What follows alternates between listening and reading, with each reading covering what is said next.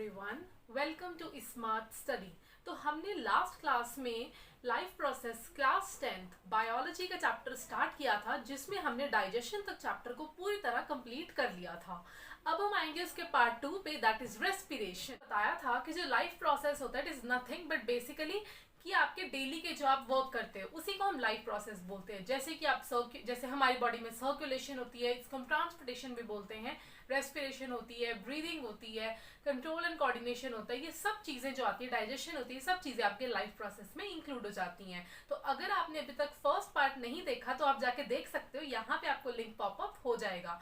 तो अभी मैं आपको बताने लगी हूँ कि रेस्पिरेशन क्या होती है। बेसिकली देखो यार, रेस्पिरेशन और ब्रीदिंग में there is a complete difference. Breathing का मतलब होता है कि जब आप इनहेल कर रहे हो और एक्सेल कर रहे हो। इनहेल मतलब ऑक्सीजन को ले रहे हो और कार्बन डाइऑक्साइड को छोड़ रहे हो। जस्ट इनहेल और एक्सेल को मतलब गैशियस एक्सचेंज को आप ब्रीदिंग बोलते हो।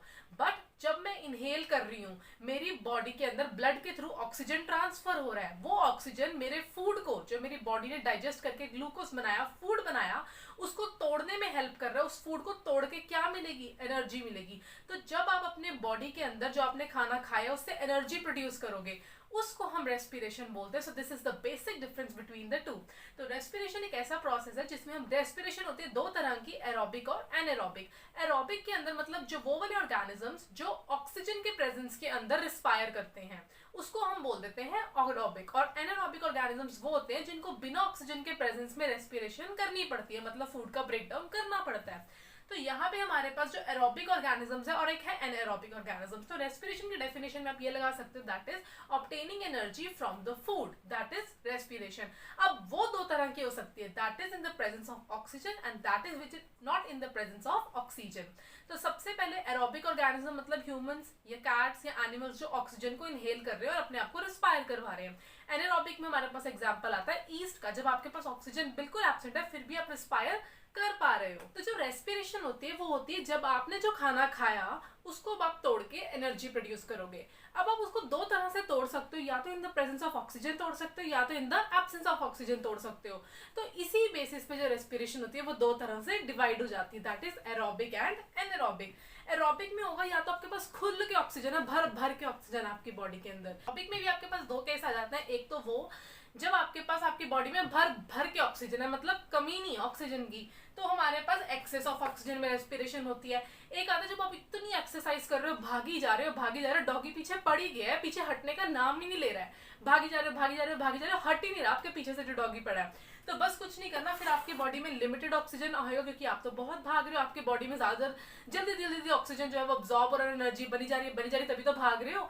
उसमें क्या होता है जब फिर आ जाती है लिमिटेड सप्लाई ऑक्सीजन की, क्योंकि इसमें क्या होगा, ऑक्सीजन बहुत ज्यादा यूज हो जा रहा है, तो एक टाइम आएगा कि थोड़ी बहुत कमी तो ऑक्सीजन की बॉडी में हो जाएगी। जहां बॉडी में 90% ऑक्सीजन था, अब बॉडी के अंदर 60% ऑक्सीजन रह गया या 50% ऑक्सीजन रह गया, तो उस टाइम हमारी होती है लिमिटेड ऑक्सीजन के सप्लाई में रेस्पिरेशन। बट वो आता है किसमें? एरोबिक में ही आता है। एनारोबिक में तो बिकॉज एब्सेंट होता है, ऑक्सीजन होता ही नहीं है। रेस्पिरेशन एक वो प्रोसेस है जब आपने जो खाना खाया अब उससे आप एनर्जी प्रोड्यूस करवा रहे हो, उसको हम बोलते हैं रेस्पिरेशन। ब्रीदिंग क्या था? जस्ट द गैसियस एक्सचेंज, हमने ऑक्सीजन ली, CO2 छोड़ी, ब्रीदिंग।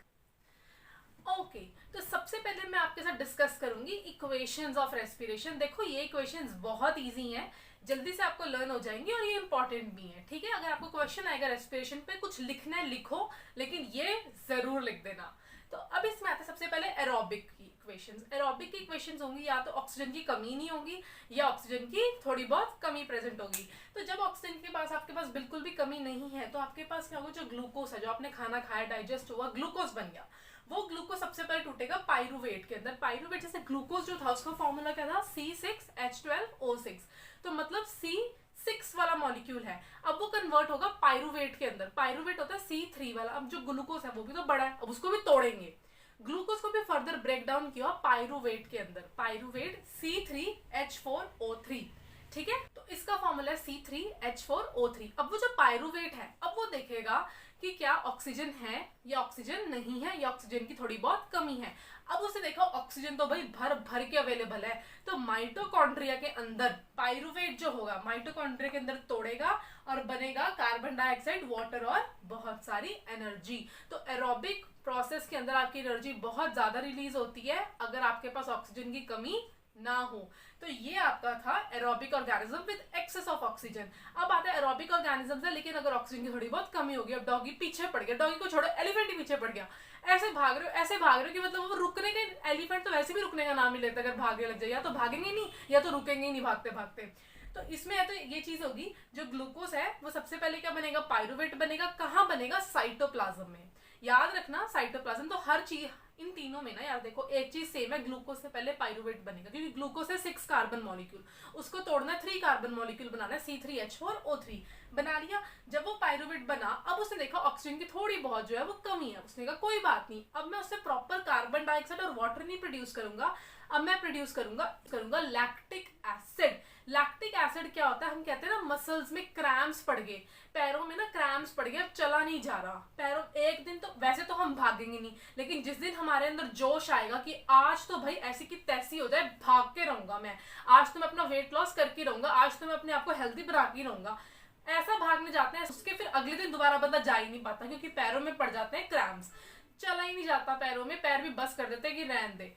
तो इसमें हमारे पास ये चीज होती है, तो इसमें हमारे पास लैक्टिक एसिड जो होता है वो हमारी मसल्स के अंदर जम जाता है क्योंकि अब देखो जैसे हम भाग रहे हैं हमारी बॉडी में जो 90% ऑक्सीजन था अब वो 50% रहेगा क्योंकि बाकी यूज हो गया, तो वो लिमिटेड सप्लाई होगी ना ऑक्सीजन की, तो लिमिटेड सप्लाई में आपकी बॉडी में प्योर फुल रेस्पिरेशन खत्म नहीं होती है, कार्बन डाइऑक्साइड और वाटर एंड प्रोडक्ट नहीं बनते हैं, बन जाता है तो लैक्टिक एसिड जो आके आपकी मसल्स के अंदर जमना शुरू हो जाता है। तो लैक्टिक एसिड बन गया, इसका फॉर्मूला होता है C3H6O3। इसका क्या फॉर्मूला था, C3H4O3। इजी से हैं, जल्दी लर्न हो जाएंगे। लैक्टिक एसिड बन जाएगा, उसके बाद एनर्जी बन जाएगी। ये प्रोसेस कहाँ होता है, मसल्स के अंदर। ये प्रोसेस कहाँ होता है, ह्यूमंस के अंदर, जब आपके पास access of supply of oxygen है। एक आते हैं ईस्ट है, ईस्ट आपको पता है यूज होता है बेकरीज के अंदर, तो उसकी जो मोड ऑफ रेस्पिरेशन होती है वो होती है एनारोबिक। तो ईस्ट की एनारोबिक रेस्पिरेशन में क्या होता है, सबसे पहला स्टेप C6 से C3 बनाना, मतलब ग्लूकोज से pyruvate banana, which is occurs in the cytoplasm. बन गया पायरुवेट, पायरुवेट को फर्दर तोड़ना है। अब ऑक्सीजन की एब्सेंस है, कंप्लीट एब्सेंस, ऑक्सीजन प्रेजेंट ही नहीं है, तो सिर्फ कुछ नहीं बनेगा, इथेनॉल बनेगा, CO2 बनेगा और एनर्जी बनेगी। इस प्रोसेस के अंदर जो एनर्जी रिलीज होती है, इट इज द लीस्ट, सबसे कम एनर्जी एनारोबिक ऑर्गेनिजम्स में रिलीज होती है। तो इसमें बनेगा ethanol. Ethanol is a type of N alcohol, तो OH ग्रुप इसमें आएगा। आप कार्बोनेट कंपाउंड्स में ये पढ़ोगे कि एल्कोहलिक एक फंक्शनल ग्रुप होता है जिसको हम OH से रिप्रेजेंट करते हैं। तो इसका फॉर्मूला बनेगा C2H5OH। तो ये बहुत इजी ग्रुप है जो कि आपको कार्बोनेट कंपाउंड्स में मैं अच्छे से समझा दूंगी, तो अभी आप इसको जस्ट रिमाइंड रखो। CO2 और एनर्जी, तो ये तीन चीजें इसमें बनेगी। So these were some equations जो आपको अच्छे से समझ आ गई होंगी। तो अब मैं आपको बताती हूँ रेस्पिरेशन इन ह्यूमंस। मैंने ये चीज आपको बतानी थी कि जो एनर्जी हमारे पास प्रोड्यूस हो रही है वो हमारे जो सेल्स होते हैं ना, हमारे जो ह्यूमन सेल्स होते हैं, उनके अंदर एक मॉलिक्यूल पड़ा होता है ADP का। ADP का मतलब एडिनोसिन डाइफॉस्फेट। एडिनोसिन डाइफॉस्फेट का मॉलिक्यूल पड़ा होता है। साथ ही में पड़ा होता है इनऑर्गेनिक फॉस्फेट, मतलब छोटा सा एक इनऑर्गेनिक फॉस्फेट का मॉलिक्यूल पड़ा होता है। ये दोनों चीजें जैसे ही हमारे सेल ने एनर्जी बनाई, इसने उस एनर्जी को यूज किया एक ये मॉलिक्यूल बनाने के लिए, जिसे हम बोलते हैं ATP। ATP होता है adenosine triphosphate. Adenosine triphosphate, let me right phosphate, ठीक है। एडिनोसिन ट्राइफॉस्फेट का आपके पास एक मॉलिक्यूल बन जाता है, और ये मॉलिक्यूल जैसे ही मुझे एनर्जी की जरूरत पड़ी मेरी बॉडी के अंदर, वैसे क्या होगा, ये ATP का मॉलिक्यूल टूट जाएगा। ATP का मॉलिक्यूल टूट गया और उसने वापस से यही तो चीजें बना दी, और जो अब एनर्जी उसने बनाई है ना, ऐसा होता है ना, एक बार आप इन्वेस्ट कर दो उसके बाद आपको भड़का ही मिलेगा। तो हमारी बॉडी एक बार अपनी एनर्जी को इन्वेस्ट कर देती है इन दोनों को जोड़ के ये बनाने में। फिर उसके बाद जब ये चीज टूटती है ना, जब ये टूटता है, तो ये एनर्जी इतनी ज्यादा, बहुत सारी एनर्जी प्रोड्यूस करता है जिससे हम अपने डेली एक्टिविटीज को परफॉर्म कर सकते हैं। तो adenosine triphosphate is the energy currency of the cell, आपको पता भी होगा। और ये कितनी एनर्जी प्रोड्यूस करता है, 301 किलो जूल पर मोल। किलो जूल कुछ नहीं है, यूनिट है एनर्जी का। जूल जो होता है एनर्जी का यूनिट होता है, किलो का मतलब 10 की पावर 3। तो बहुत एनर्जी प्रोड्यूस हो जाती है जिससे आप अपने डेली एक्टिविटीज को बहुत अच्छे से परफॉर्म कर पाते हैं। अब मैं आपके साथ डिस्कस करने वाली हूँ रेस्पिरेशन इन ह्यूमन बींग्स। तो हमारे रेस्पिरेशन में क्या होता है, हम सबसे पहले ऑक्सीजन को अंदर लेते हैं, क्योंकि हमारे अंदर जो ग्लूकोज बनेगा अब वो टूटेगा, एनर्जी प्रोड्यूस करेगा इन द प्रेजेंस ऑफ ऑक्सीजन। और ऑक्सीजन कैसे आएगी, ब्रीदिंग के थ्रू आएगी। मैंने आपको बताया था ब्रीदिंग का मतलब inhale oxygen, exhale carbon dioxide. तो ये चीज हमारे पास ब्रीदिंग और रेस्पिरेशन। तो respiration is the boss, breathing उसके अंडर काम करता है। ब्रीदिंग जब होगी तभी रेस्पिरेशन हो पाएगी। तो मैंने सबसे पहले किया कि ऑक्सीजन को इनहेल किया। कहाँ से इनहेल किया? मुंह से, कानों से, आंखों से? नहीं, नोज से। तो मैंने ऑक्सीजन को, हम ऐसे मुंह से भी कर सकते हैं बट अभी हम नाक से ही करेंगे, ठीक है। तो नाक से हमने ऑक्सीजन को इनहेल किया तो वो जाएगा सबसे पहले नॉस्ट्रल्स के थ्रू। तो ये 2 नॉस्ट्रल्स होती है, उसके थ्रू अंदर जाएगा और ये होती है नेजल कैविटी, ठीक है। नेजल कैविटी के अंदर आपका ऑक्सीजन जाएगा। फिर उसके बाद क्या होगा? नेजल, नॉस्ट्रल से नेजल कैविटी, नेजल कैविटी के बाद जाएगा वो फेरिंग्स के अंदर। तो फेरिंग्स आप डायग्राम में देख सकते हो। तो इसमें देखो क्या होता है, जैसे आपकी नॉस्ट्रल्स में गया फिर आपके जाता है नेजल कैविटी से फेरिंग्स। फेरिंग्स कुछ नहीं होता, आपके माउथ और आपके नोज का एक कॉमन एरिया होता है। क्योंकि देखो माउथ और नोज, जैसे आपने जो खाना खाया, आपने जो हवा ली, वो फेरिंग्स में से तो निकलेगी। उसके बाद आपकी डिफिजन्स हो जाती हैं, ईसोफेगस मतलब आपका फूड पाइप अलग हो जाती है और आपकी विंड पाइप अलग हो जाती है। तो फेरिंग्स एक कॉमन एरिया होता है आपके माउथ का और आपके नोज का। तो फेरिंग्स के बाद जाती है वो लैरिंग्स। तो लैरिंग्स अब आपके विंड पाइप वाला सिस्टम आ गया। जस्ट ट्रैकिया, ट्रैकिया आपकी विंड पाइप होती है, जैसे कि आप डायग्राम में देख सकते हो। ट्रैकिया के जस्ट ऊपर आपके पास एक लैरिंग्स होता है। लैरिंग्स का मतलब वॉइस बॉक्स। जैसे मैं आवाज दे रही हूँ तो आप यहाँ पे हाथ लगाओ, you can feel the vibrations. जहाँ पे आपको वाइब्रेशंस फील हो रही हैं वही आपका लैरिंग्स है। तो लैरिंग्स के बाद जाता है वो ट्रैकिया के अंदर। ट्रैकिया में क्या होता है, आपको दिखेंगी गोल गोल कलर की ड्राइंग हुई पड़ी है इसके ऊपर, है ना। इसका मतलब ट्रैकिया में अगर एयर नहीं भी जाएगी, ट्रैकिया में अगर एयर नहीं भी जाएगी तो वो कोलैप्स नहीं होगा। क्यों? क्योंकि उसके चारों तरफ कार्टिलेज की रिंग्स प्रेजेंट हैं जो उसको कोलैप्स नहीं करने देती। ट्रैकिया के बाद आपको दिखेगा 2 ट्यूब्स निकल रही हैं जिसे हम बोलते हैं ब्रोंकाई। तो ये जो 2 ब्रोंकाई हैं इसके अंदर से फर्दर छोटे छोटे ट्यूब्स निकल रही हैं जिसे हम बोलते हैं ब्रोंकियोल्स। उन ब्रोंकियोल्स के एंड्स में आपके sac like, bag like structures present हैं, उन्हें हम बोलते हैं एल्वियोलाई। तो ये जो एल्वियोलाई होते हैं ना, these are the main system, मतलब ये एक मेन चीज है जिसमें से आपको ऑक्सीजन आपके ब्लड के अंदर डिफ्यूज होगा। तो ये सारी चीजें कहाँ पे प्रेजेंट है? लंग्स के अंदर प्रेजेंट है ना। तो एल्वियोलाई जो ब्लड है लंग्स में आएगा, डीऑक्सीजनेटेड ब्लड जिसमें ज्यादा कार्बन डाइऑक्साइड और ऑक्सीजन कम है, वो लंग्स के अंदर आएगा।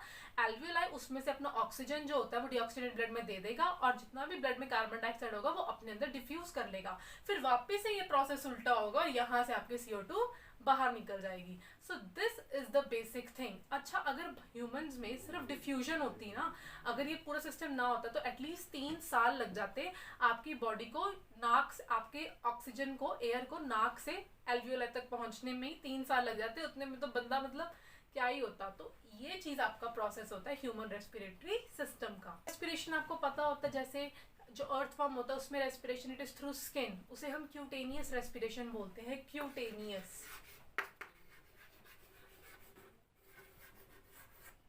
ठीक है। क्यूटेनियस रेस्पिरेशन हम उसे बोलते हैं जो आपकी स्किन के थ्रू हो रही है।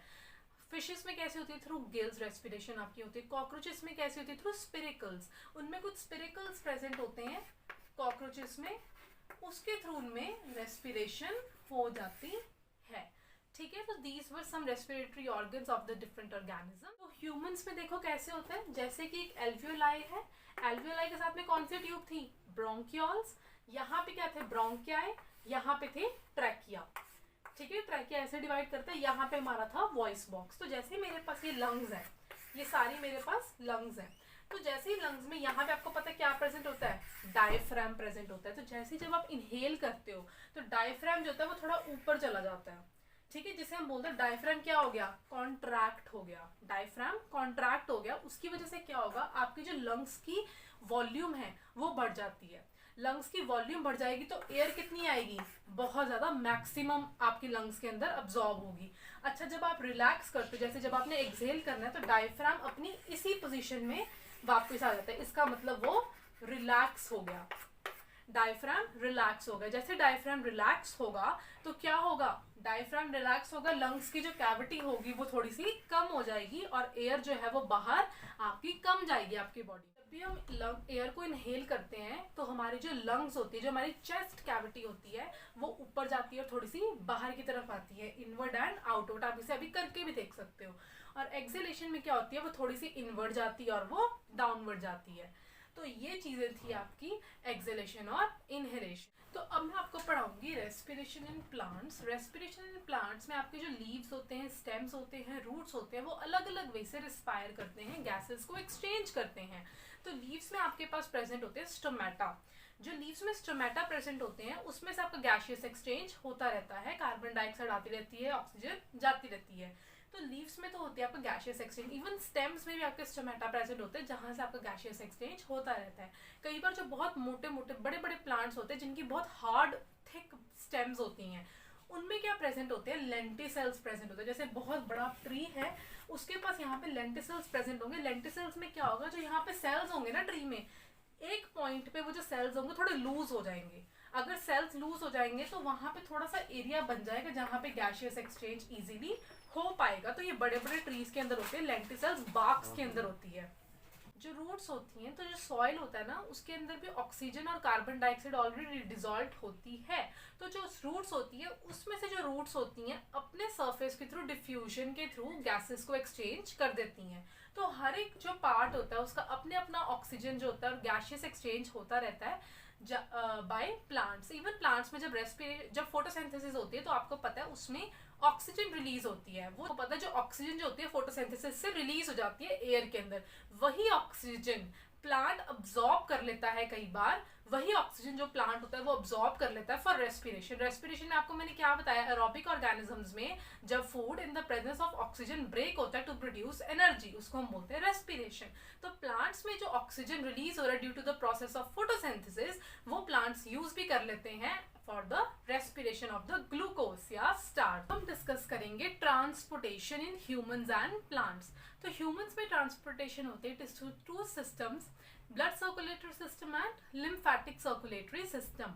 ब्लड सर्कुलेटरी सिस्टम में आपको पता है कौन घूमेगा, ब्लड घूमेगा। लिम्फेटिक सर्कुलेटरी सिस्टम में कौन घूमेगा, लिम्फ घूमेगा। अब ये होते क्या है, जो ब्लड होता है ना, तो ब्लड बेसिकली एक कनेक्टिव टिश्यू होता है जिसके अंदर आपके बहुत सारे कंपोनेंट्स डिसॉल्व होते हैं, जो आपके हर सेल के अंदर जाता है, उसको फूड, न्यूट्रिशन सब कुछ प्रोवाइड करता है, ऑक्सीजन प्रोवाइड करता है, और उससे जितना भी वेस्ट मटेरियल सब कुछ जो होता है अपने अंदर अब्सॉर्ब करता है और वो हमारी बॉडी में से रिमूव करवाता है थ्रू डिफरेंट सिस्टम्स। तो जो ब्लड होता है वो ब्लड सर्कुलेटरी सिस्टम बनाता है, लिम्फेटिक सर्कुलेटरी सिस्टम बनाता है। ब्लड के अंदर हमारे पास कुछ कंपोनेंट्स होते हैं लाइक प्लाज्मा, आरबीसीज, डब्ल्यूबीसीज एंड प्लेटलेट्स।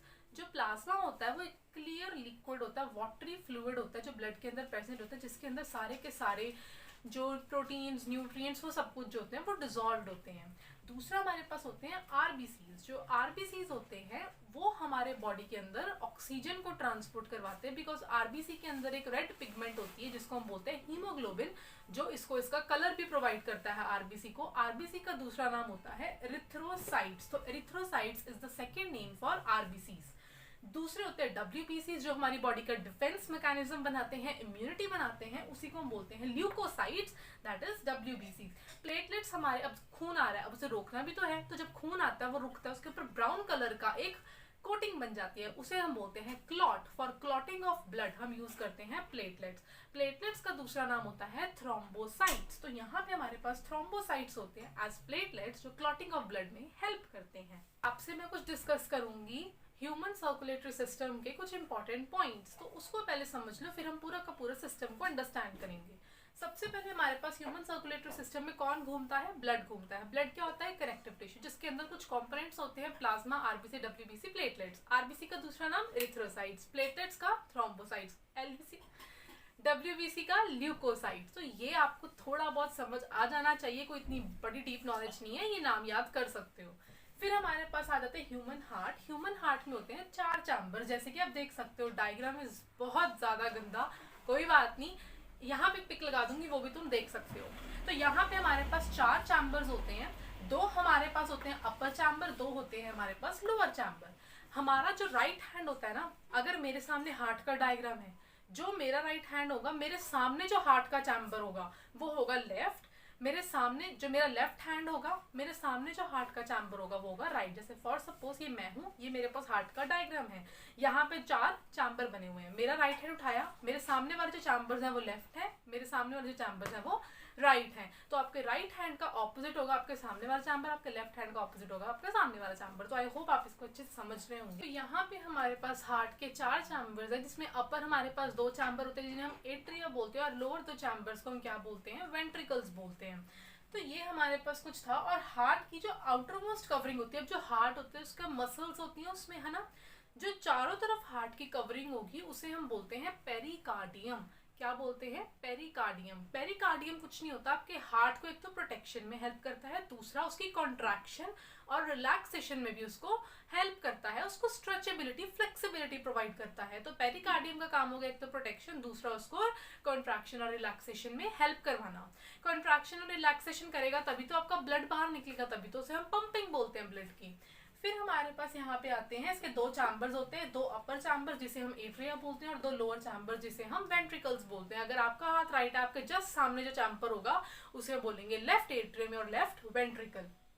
तो यहाँ पे हमारे पास अब ब्लड में ब्लड पंप हो गया, अब कुछ किसी आर्टरी में जाएगा, ऐसे तो नहीं कुछ मतलब बॉडी में लीक हो जाएगा, नहीं, कुछ आर्टरीज, कुछ पाइप्स में जाएगा, तो उन्हें बोलते हैं आर्टरीज, वेन्स एंड कैपिलरीज। तो आर्टरीज, वेन्स और कैपिलरीज को अच्छे से समझो। तो सबसे पहले जो आपका ऑक्सीजनेटेड और डीऑक्सीजनेटेड ब्लड का पता होना चाहिए। ऑक्सीजनेटेड ब्लड वो होता है जिसके अंदर कौन ज्यादा है? ऑक्सीजन ज्यादा है और कार्बन डाइऑक्साइड कम है। डीऑक्सीजनेटेड ब्लड क्या होता है? जिसमें ऑक्सीजन की वैल्यू कम है और कार्बन डाइऑक्साइड की वैल्यू ज्यादा है। तो यहाँ पे आर्टरीज होती है, कैपिलरीज होती है और वेन्स होती है। तो आप देख सकते हो आर्टरीज जो हो रही है वो फर्दर फाइन ट्यूब्स जिसे हम बोलते हैं कैपिलरीज, उसमें ओपन हो जाती है। फिर कैपिलरीज बंद किसमें होती है? वेन्स के अंदर। ये वेन्स है और ये आर्टरीज हैं। आर्टरीज कैरी करती हैं ऑक्सीजनेटेड ब्लड, तो ये आपको याद रखना है, आर्टरीज हमेशा ऑक्सीजनेटेड ब्लड को कैरी करती हैं और वेन्स डीऑक्सीजनेटेड ब्लड को लेकर जाती हैं। तो सबसे पहले आर्टरीज में ऑक्सीजनेटेड ब्लड आया, वो हमारी कैपिलरीज में गया, कैपिलरीज के थ्रू वो सेल्स के अंदर जाएगा, सेल से जितना भी वेस्ट या डीऑक्सीजनेटेड ब्लड होगा वो वापस से कैपिलरीज में आएगा और वो वेन्स में चला जाएगा। अब काफी बच्चों को ये क्वेश्चन होगा कि क्या ब्लड जो ऑक्सीजनेटेड और डीऑक्सीजनेटेड ब्लड है वो मिक्स नहीं होता? मिक्स होता कि नहीं होता? ऐसे तो एक ही कैपिलरी में वो वापस आ रहा है तो मिक्स नहीं आ सकता? जी नहीं, इनके बीच में कुछ वॉल्व्स प्रेजेंट होते हैं। क्या प्रेजेंट होते हैं? वॉल्व्स। ये वॉल्व्स जो होते हैं एक बटन की तरह होते हैं या ढक्कन की तरह होते हैं। एक बार ढक्कन खुल गया तो पानी बाहर आएगा, जैसे ही पानी बाहर आ गया ढक्कन को बंद कर दिया। तो ऐसे इसमें कुछ वॉल्व्स प्रेजेंट होते हैं ताकि जो ब्लड है वो बैक फ्लो ना हो। एक बार ऑक्सीजनेटेड चला गया, ठीक है, उसके बाद जब डीऑक्सीजनेटेड आ रहा है तो बैक फ्लो ब्लड का ना हो। तो यहाँ पे भी वॉल्व्स प्रेजेंट होते हैं कि यहाँ से जो डीऑक्सीजनेटेड ब्लड है वापस यहाँ जाके यहाँ ना जाए, तो इनमें कुछ वॉल्व्स प्रेजेंट होते हैं। इवन हार्ट के चैम्बर्स में भी वॉल्व्स प्रेजेंट होते हैं, वो मैं भी आपको आगे बताऊँ। ओके, तो अब हम पढ़ेंगे हार्ट के डायग्राम को, अच्छे से मैं एक्सप्लेन करूंगी। तो हार्ट में क्या होते हैं? 4 चैम्बर्स होते हैं, प्रेजेंट होते हैं, right atrium, right ventricle, left atrium, left ventricle. तो सबसे पहले क्या होगा, लेफ्ट एट्रियम के अंदर आपके पास लंग्स से ऑक्सीजनेटेड ब्लड आएगा। लंग्स से जितना भी ऑक्सीजनेटेड ब्लड था वो आया। जब लंग्स कॉन्ट्रैक्ट हुए, जब एट्रियम कॉन्ट्रैक्ट हुए, तो जो ब्लड था वो लेफ्ट वेंट्रिकल में चला गया। अब यहाँ पे एक बटन प्रेजेंट था, यानी कि एक ढक्कन प्रेजेंट था। जैसे ही मैंने उस ढक्कन को बंद कर दिया, वापस से यहाँ नहीं जाएगा, तो यहाँ पे एक वॉल्व प्रेजेंट है। तो दोनों चैम्बर्स के बीच में एक वॉल्व प्रेजेंट है। जैसे ही कॉन्ट्रैक्ट हुआ, ब्लड यहाँ पे आया, फिर जैसे ही ये कॉन्ट्रैक्ट हुआ, उसके बाद यहाँ से जो ब्लड है वो बाहर निकल जाएगा। ठीक है, तो लेफ्ट वेंट्रिकल से आपका ब्लड बाहर निकल जाता है मेन आर्टरी के अंदर। मेन आर्टरी होती है आयोटा। तो iota is the main artery of the entire chamber. हमारे पूरी बॉडी में मेन आर्टरी है आयोटा। आयोटा के अंदर जाता है ऑक्सीजनेटेड ब्लड। वो जो ऑक्सीजनेटेड ब्लड होता है वो आपके जितने भी ऑर्गन्स है सबके अंदर चला जाता है और सारा वो कुछ डिस्ट्रीब्यूट करके अब जो डीऑक्सीजनेटेड ब्लड आया, आर्टरी कैसे जाएगी? मेन आर्टरी थी आयोटा।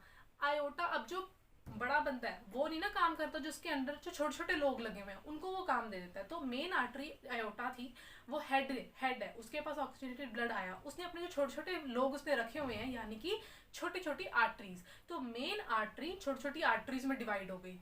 वो आर्टरीज जो है वो फर्दर किस में डिवाइड हो गई? कैपिलरीज में। बस जैसे मेन आर्टरी थी वो छोटी छोटी आर्टरीज में डिवाइड हुई, वो कैपिलरीज में डिवाइड हुई और वो ऑर्गन्स में उसने ब्लड दे दिया। फिर उन्हीं कैपिलरीज ने ब्लड लिया, वो आपकी कहाँ चलेगी? छोटी छोटी वीन्स में चली जाए, फिर वो मेन वीन में जाए। आपकी बॉडी की मेन वीन कौन सी है? Vena cava. मैंने आपको बताया वीन्स क्या कैरी करेंगे? Deoxygenated blood. तो डीऑक्सीजनेटेड ब्लड लेकर वो कहाँ चलेगी? राइट एट्रियम के अंदर। तो अभी तक समझ आया, ऑक्सीजनेटेड ब्लड आया लेफ्ट एट्रियम में, वो कॉन्ट्रैक्ट हुआ लेफ्ट वेंट्रिकल। लेफ्ट वेंट्रिकल से मेन आर्टरी आयोटा, आयोटा बड़ा है तो उसको हम थोड़ा छोटा करेंगे, तो उससे छोटे छोटे लोग अब काम करेंगे। मेन आर्टरी से आर्टरीज में जाएगा, आर्टरीज फर्दर कैपिलरीज में खुलेंगी, वहां से सेल्स में जाएगा ब्लड, फिर सेल से वापस कैपिलरीज के अंदर आएगा, कैपिलरीज से छोटी छोटी वीन्स के अंदर जाएगा, फिर एकदम से मेन वीन यानी कि वेना कावा के अंदर जाएगा डीऑक्सीजनेटेड ब्लड और वो जाएगा राइट एट्रियम के अंदर। अब राइट एट्रियम फर्दर कॉन्ट्रैक्ट हुआ तो आपके वॉल्व्स खुल गए, वापिस से यहाँ पे आ गया राइट वेंट्रिकल के अंदर। अब वॉल्व्स बंद हुए, जैसे ही वॉल्व्स बंद हुए राइट वेंट्रिकल कॉन्ट्रैक्ट हुआ, ब्लड जाएगा लंग्स के अंदर फॉर ऑक्सीजनेशन। अब CO2 भरा ब्लड है, वो लंग्स के अंदर जाएगा, एल्वियोलाई के थ्रू एक्सचेंज होगा, ऑक्सीजनेटेड बनेगा, फिर से वो वापस कहाँ आ जाएगा, लेफ्ट एट्रियम के अंदर। तो ये आपका पूरा का पूरा सिस्टम था, ब्लड सर्कुलेटरी सिस्टम। अब आप याद रखो, लंग्स का दूसरा नाम होता है पल्मनरी, PULMONARY, पल्मनरी। तो इसका दूसरा नाम होता है पल्मनरी, ठीक है। लंग्स के अंदर जाके जो आर्टरीज और वेन्स होती है ना, वो स्कैम कर देती हैं। कैसे स्कैम कर देंगी? मैंने कहा था आर्टरीज कैरी करती हैं ऑक्सीजनेटेड ब्लड, लेकिन लंग्स के अंदर आपकी आर्टरी लेके जाएगी डीऑक्सीजनेटेड ब्लड। तो कौन सी आर्टरी लेके जाएगी? लंग्स के अंदर लेके जा रही है ना, तो पल्मनरी आर्टरी आपकी लेके जाएगी डीऑक्सीजनेटेड ब्लड, और जो ऑक्सीजनेटेड ब्लड है वो लेके आएगी पल्मनरी वेन।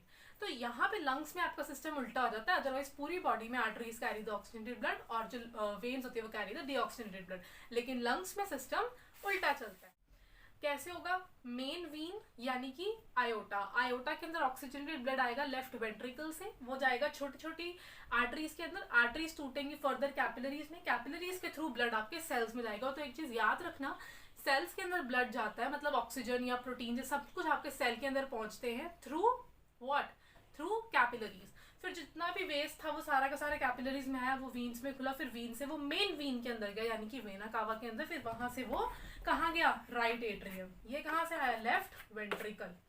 ओके, जो हमारे पास सेल्स है ना बॉडी के, उसमें कभी भी आपका ब्लड एक साथ, मतलब ऐसे आरबीसी, डब्ल्यूबीसी, प्लेटलेट सब कुछ होता है, लेकिन हमारे सेल्स के अंदर आरबीसीज एकदम से नहीं जाते हैं।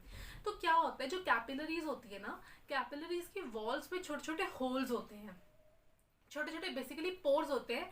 उन पोर्स में से जो ब्लड प्लाज्मा होता है, ब्लड प्लाज्मा बाहर निकल जाता है उन पोर्स में से। जैसे कैपिलरीज हैं, इनमें छोटे छोटे होल्स हैं, इसमें से ब्लड प्लाज्मा बाहर निकल जाता है। यहाँ पे होता है सेल, जो हमारे सेल्स होते हैं, इन सेल्स के अंदर वो चला जाता है। फिर इन सेल्स के अंदर चला जाता है सारा कुछ, क्या क्या लेके? Proteins, oxygen, food, nutrition, minerals, जितना भी कुछ प्लाज्मा के अंदर होता है वो सारा कुछ सेल के अंदर लेके चला जाता है। तो ब्लड डायरेक्टली कांटेक्ट में नहीं आता, बल्कि ब्लड में से कुछ प्लाज्मा जिसके अंदर सारे न्यूट्रिशन, फूड, ऑक्सीजन सब कुछ प्रेजेंट होता है, वो सब कुछ आपके चला जाता है। तो उस प्लाज्मा को जो कैपिलरीज में से लीक होके आपके सेल्स के अंदर चला जाता है, उसको हम बेसिकली बोलते हैं टिश्यू फ्लूइड।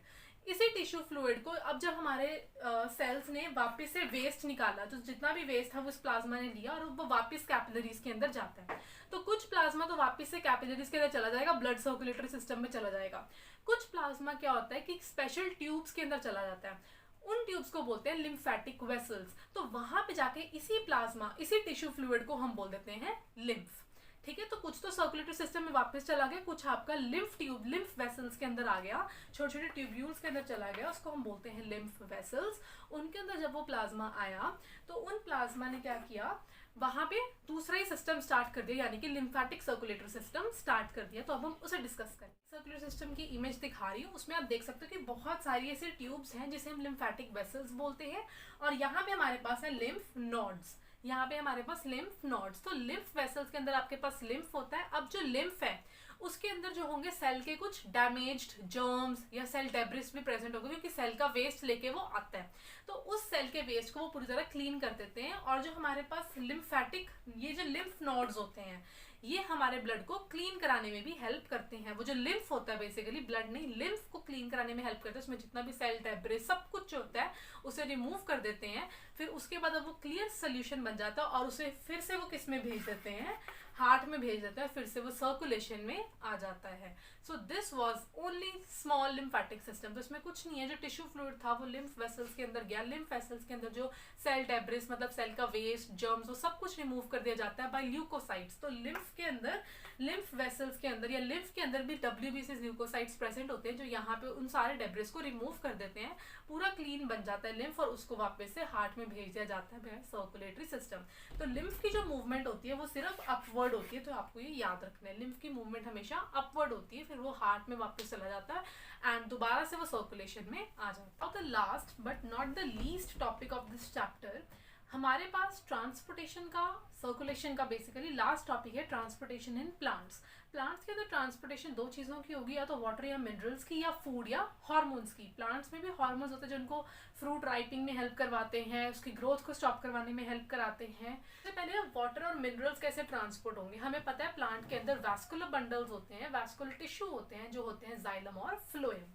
जाइलम जो होता है वो ट्रांसपोर्ट करवाता है वाटर एंड मिनरल्स का, फ्लोएम जो है वो करवाता है फूड एंड हार्मोन्स का। जाइलम में हमारे पास यहाँ पे यूज होते हैं, जाइलम के एलिमेंट्स थे 4, तो यहाँ पे वो 2 एलिमेंट्स यूज होंगे, xylem vessels and xylem tracheids. जो जाइलम वेसल्स होते हैं वो कुछ ऐसे सेल्स होते हैं, दोनों साइड से ओपन होते हैं, लेकिन उनके बीच में थोड़े से गड्ढे यानी कि पिट्स प्रेजेंट होती हैं, जहां से आपका सर्कुलेशन ट्रांसपोर्टेशन हो सकता है। ट्रैकीड्स आपके पतले पतले सेल्स होते हैं जिनके दोनों एंड्स बिल्कुल बंद होते हैं, लेकिन उनकी वॉल्स में होल्स प्रेजेंट होते हैं, जहां से जो फूड वाटर एंड मिनरल्स होते हैं वो ट्रांसपोर्ट हो जाते हैं एडजेसेंट ट्रैकीड में, फिर उसके बाद आपके सेल्स में। तो यहाँ पे जो मूवमेंट होगी वो हमेशा अपवर्ड होगी, क्योंकि रूट से आना ऊपर तक जाना अपवर्ड ही होगी, नीचे तो हो नहीं सकती है। यहाँ पे होती है ट्रांसपिरेशन। देखो ट्रांसपिरेशन होती है, जो लीव्स है उनके अंदर होते हैं स्टोमेटा। तो जो स्टोमेटा है उसमें जो वाटर होता है, जब स्टोमेटा जो होता है वो वाटर लॉस को हेल्प करता है थ्रू ट्रांसपिरेशन। एयर में वाटर को लूज करते रहना, इसको बोलते हैं ट्रांसपिरेशन। तो स्टोमेटा के थ्रू ट्रांसपिरेशन होती रहेगी तो लीफ के अंदर क्या हो जाएगा, पानी की कमी हो जाएगी। पानी की कमी होने की वजह से हम बोलेंगे लीफ के अंदर हो गया लो प्रेशर। लीफ के अंदर क्या हो गया, लो प्रेशर। लीफ के अंदर लो प्रेशर तो रूट्स में हो जाएगा हाई प्रेशर, कि अब तो हमें पानी ऊपर तक पहुंचाना है, क्योंकि अगर पानी लीफ में नहीं पहुंचेगा तो फोटोसिंथेसिस नहीं होगी, फोटोसिंथेसिस नहीं होगी, खाना नहीं बनेगा, खाना नहीं बनेगा, एनर्जी नहीं मिलेगी। तो अब लीफ रूट में प्रेशर आता है कि अब मैंने पानी लीफ में पहुंचाना है, तो वो मूवमेंट हमेशा हाई प्रेशर से लो प्रेशर में होती है। तो जैसे ही रूट में पता लगा कि लीफ में पानी की कमी हो गई है, जैसे ही पता लगा कि पानी की कमी हो गई है, तो वो कुछ नहीं करेगा, रूट जो है वो पानी को ऊपर भेजना स्टार्ट कर देगी। मतलब रूट में क्या हो गया, हाई प्रेशर, लीफ में लो प्रेशर, हाई प्रेशर से लो प्रेशर तक पानी चला जाएगा। ट्रांसपिरेशन की वजह से लीफ में प्रेशर कम हो जाता है। तो यहाँ पे सबसे पहले सॉइल में पानी होता है, वो रूट हेयर्स अब्सॉर्ब करते हैं बाय डिफ्यूजन। तो यहाँ पे जब वो पानी अब्सॉर्ब कर लेंगे, फिर उसके बाद वो जाएगा रूट्स के अंदर, रूट सेल्स के अंदर, रूट से वो जाएगा स्टेम्स के अंदर, स्टेम से जाएगा वो लीव्स के अंदर। स्टेम जाएगा कैसे, जाइलम वेसल्स की हेल्प से। जैसे जैसे जाइलम वेसल्स लीफ पे पहुंची, जैसे ये लीफ है आपका, ये जैसी जाइलम वेसल यहाँ पहुंची, वो यहाँ पे हर एक पार्ट में डिवाइड होनी स्टार्ट हो जाएंगी, ताकि हर एक पार्ट को लीफ के पानी मिल जाए, और पानी मिल जाएगा तो फोटोसिंथेसिस होगी, फोटोसिंथेसिस होगी तो फूड बनेगा। तो इस वे से आपका होता है जाइलम में transport of water and minerals. अब फूड की ट्रांसपोर्टेशन करानी है, वो करवाएगा फ्लोएम। फ्लोएम के अंदर प्रेजेंट होते हैं सीव ट्यूब्स और कंपेनियन सेल्स। फ्लोएम में भी ऐसे 4 एलिमेंट्स होते हैं, जिसमें हमारे पास 2 यहाँ पे यूज होंगे, sieve tubes and companion cells. तो सीव ट्यूब्स कहाँ प्रेजेंट होंगे, लीफ के अंदर, क्योंकि लीफ में क्या बनेगा, खाना बनेगा। सीव ट्यूब्स भी कहाँ से खाना लेंगे, लीफ से लेंगे, क्योंकि यहाँ पे लीव्स में हमारा खाना बनेगा। तो जैसे ही लीफ ने फोटोसिंथेसिस करी, खाना बना, तो वो सीव ट्यूब्स के अंदर जाके फिट हो जाएगा। खाना सीव ट्यूब्स के अंदर फिट होगा, इसके लिए थोड़ी सी एनर्जी लगती है लीफ को भी खाना फिट करने के लिए। अब उसमें क्या होगा, थोड़ा सा पानी आएगा, इन सीव ट्यूब्स के अंदर थोड़ा सा पानी आएगा और खाना उसमें अच्छे से घुल जाएगा, जिसकी वजह से अब उसके अंदर प्रेशर बढ़ जाएगा।